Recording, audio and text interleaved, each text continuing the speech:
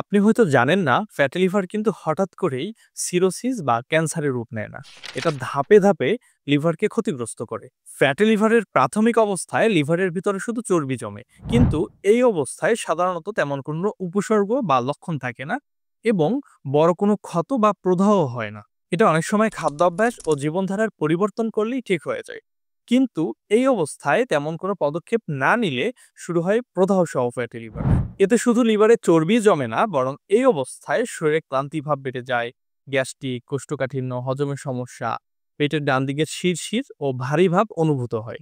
এই অবস্থাতেও সঠিক কোনো পদক্ষেপ না নিলে শুরু হয় ফাইব্রোসিস, যা প্রদাহের কারণে লিভারের কোষগুলোর জায়গায় আঁশের মতো টিস্যু তৈরি করে, ফলে লিভারের নরম ভাব কমে যায়।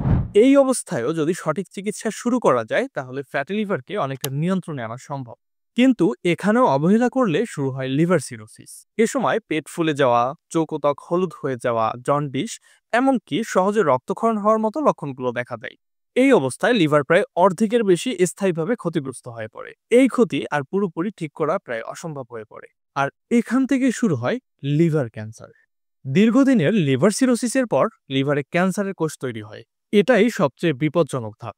এই ধাপ থেকে ফিরে আসা প্রায় অসম্ভব। তাই ফ্যাটি লিভারকে মোটেও অবহেলা না করে দ্রুত পদক্ষেপ গ্রহণ করতে হবে। ফ্যাটি লিভার যেহেতু লাইফস্টাইল ডিজিজ, তাই সঠিক লাইফস্টাইল এবং স্বাস্থ্যকর খাদ্যাভ্যাসের পাশাপাশি লিভারকে প্রাকৃতিকভাবে ডিটক্সিফাই করাই ফ্যাটি লিভার বা লিভারজনিত সমস্যার সঠিক সমাধান।